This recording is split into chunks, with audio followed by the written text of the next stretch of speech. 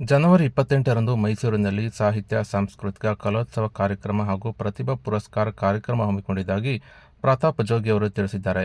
ಚಿತ್ರದುರ್ಗದ ಪತ್ರಕರ್ತರ ಭವನದಲ್ಲಿ ಸುದ್ದಿಗೋಷ್ಠಿ ನಡೆಸಿದ ಕರ್ನಾಟಕ ರಾಜ್ಯ ಅಲೆಮಾರಿ ಮತ್ತು ಅರೆ ಅಲೆಮಾರಿ ಜನಾಂಗದ ಸಂಘಟನೆಯ ಪ್ರಧಾನ ಕಾರ್ಯದರ್ಶಿ ಪ್ರತಾಪ್ ಜೋಗಿ ಅವರು ಇಂದು ಬೆಳಗ್ಗೆ 11:30ಕ್ಕೆ ಪತ್ರಿಕಾಗೋಷ್ಠಿ ನಡೆಸಿ ಮಾತನಾಡಿದ್ದು, ಕರ್ನಾಟಕ ರಾಜ್ಯ ಅಲೆಮಾರಿ ಮತ್ತು ಅರೆ ಅಲೆಮಾರಿ ಜನಾಂಗದ ರಾಜ್ಯ ಮಟ್ಟದ ಅಲೆಮಾರಿ ಮತ್ತು ಅರೆ ಅಲೆಮಾರಿ ಸಾಹಿತ್ಯ, ಸಾಂಸ್ಕೃತಿಕ ಕಲೋತ್ಸವ ಕಾರ್ಯಕ್ರಮದಲ್ಲಿ ಪ್ರತಿಭಾ ಪುರಸ್ಕಾರ, ಸಂತ ಸಂದೇಶ, ವಿಚಾರಗೋಷ್ಠಿ, ಸಾಧಕರಿಗೆ ಸನ್ಮಾನ ಕಾರ್ಯಕ್ರಮವನ್ನು ಜನವರಿ 28ರಂದು ಮೈಸೂರಿನ ಪುರಭವನದಲ್ಲಿ ಹಮ್ಮಿಕೊಳ್ಳಲಾಗಿದೆ ಎಂದು ತಿಳಿಸಿದರು. ಈ ಕಾರ್ಯಕ್ರಮದಲ್ಲಿ ಶಾಸಕ ಜಿಟಿ ದೇವೇಗೌಡ ಅವರು ಕಾರ್ಯಕ್ರಮ ಉದ್ಘಾಟನೆ ಮಾಡಲಿದ್ದು, ಪ್ರತಿಭಾ ಪುರಸ್ಕಾರ ಹಾಗೂ ಒಕ್ಕೂಟದ ಕ್ಯಾಲೆಂಡರ್ ಬಿಡುಗಡೆ ಮಾಡಲಿದ್ದು, ಕಾರ್ಯಕ್ರಮದ ಅಧ್ಯಕ್ಷತೆಯನ್ನು ಬಿಜೆಪಿಯ ರಾಜ್ಯಾಧ್ಯಕ್ಷ ಬಿವೈ ವಿಜೇಂದ್ರ ಅವರು ವಹಿಸಿಕೊಳ್ಳಲಿದ್ದಾಗಿ ಅವರು ತಿಳಿಸಿದರು.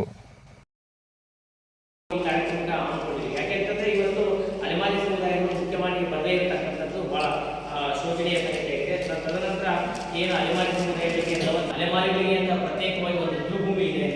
ಅತಿ ಹೆಚ್ಚು ಉನ್ನತ ಶಿಕ್ಷಣ ಮಾಡಬೇಕಂತಂದ್ರೆ ಆ ಉನ್ನತ ಶಿಕ್ಷಣಕ್ಕೆ ಸಾಲ ಸೌಲಭ್ಯಗಳನ್ನು ಕೊಡಬೇಕಾಗುತ್ತೆ. ಅದನ್ನು ಸಹ ಯಾವುದೇ ರೀತಿಯಲ್ಲಿ ಕೊಡ್ತಾ ಇರಲಿಲ್ಲ. ಇತ್ತೀಚಿನ ದಿನಗಳಲ್ಲಿ ಸರ್ಕಾರವು ಬಂದಂಥ ಸಂದರ್ಭದಲ್ಲಿ ಹಿಂದುಳಿದ ವರ್ಗಗಳ ಎಲ್ಲವನ್ನೂ ಸಹ ಕಡಿತಗೊಳಿಸಿದೆ ಅಂತ ಅಂತಿದೆ. ಅಲೆಮಾರಿಗಳಿಗೆ ಮತ್ತು ಹಿಂದುಳಿದ ಸಮುದಾಯಗಳಿಗೆ ಯಾವ ರೀತಿ ಅವರು ಎಜುಕೇಷನ್ಗೆ ಹೆಚ್ಚು ಪ್ರಾಧಾನ್ಯತೆ ಕೊಡ್ತಾರೆ ಅಂತ ಓದು ಅನ್ನೋಂಥ ನಿಟ್ಟಿನಲ್ಲೂ ಸಹ ನಾವು ಇದು ಮಾಡ್ತೀವಿ. ಅದೇ ರೀತಿ ಈಗ ನಮ್ಮ ಇಡೀ ರಾಜ್ಯದಲ್ಲಿ ಅಲೆಮಾರಿ ಹಾಸ್ಟೆಲ್ಸ್ಗಳು ಅಂತಂದ್ರೆ ವಿದ್ಯಾರ್ಥಿ ನಿಲಯಗಳು ಅಂತಂದ್ರೆ ಚಿತ್ರದುರ್ಗದಲ್ಲಿ ಮಾತ್ರ ಇದೆ. ಅದು 2 ಮಾತ್ರ ಇದೆ.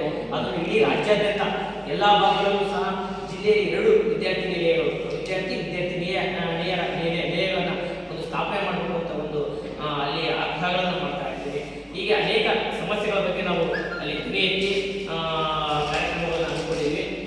ಮನಮುಟ್ಟುವಂತಹ ರೀತಿಯಲ್ಲಿ ನಾವು ಮೈಸೂರಿನಲ್ಲಿ ಪುರಭವನದಲ್ಲಿ ಒಂದು ಕಾರ್ಯಕ್ರಮ ಮಾಡ್ತಾ ಇದ್ದೀವಿ. ರಾಜ್ಯ ಮಟ್ಟದ ಸಮಾವೇಶ ಇದು.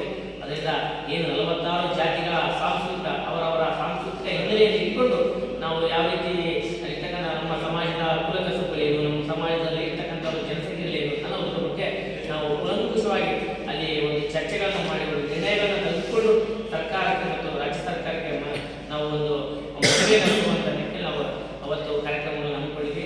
ಈಗ ಆಲ್ರೆಡಿ ನಾವು ನೋಡಿದ ಪ್ರಕಾರ ಸುಮಾರು 23 ಜಿಲ್ಲೆಗಳನ್ನು ನಾವು ಇಡೀ ರಾಜ್ಯಾದ್ಯಂತ ಕ್ಷೇತ್ರಗಳನ್ನು ಅಡ್ಡಾಡಿದಂಥ ಸಂದರ್ಭದಲ್ಲಿ ಎಷ್ಟೋ ಜನಗಳಿಗೆ ಸುಮಾರು 46 ಜಾತಿಗಳಲ್ಲಿ 14ರಿಂದ 15 ಸಮುದಾಯಗಳು ಬೆಳಕಿಗೆ ಬಂದಿರ್ತಕ್ಕಂಥದ್ದು.